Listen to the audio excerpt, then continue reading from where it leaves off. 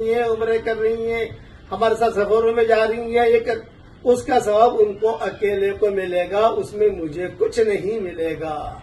امام سیوطی رحمت اللہ علیہ نے اس پر مستقل ایک باب باندھا ہے، وہ لوگ کہ جن کو دگنا اللہ اجر دیتا ہے، اس میں نیک بیوی کا تذکرہ کیا ہے انہوں نے۔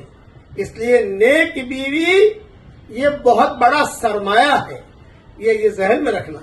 تو نیک بیویوں کو بھی اللہ ثواب دے گا۔ شان اللہ کی دیکھو، بیوی نماز پڑھے اس کو اکیلے کو ثواب، اور شوہر جو ہے وہ نماز پڑھے دین کا کام کرے اس میں شوہر کو بھی ملے گا، بیوی کو بھی ملے گا، دو بیویاں ہیں دونوں بیوی کو ملے گا، تین بیویاں ہیں تین کو ملے گا، چار ہے چار کو ملے گا۔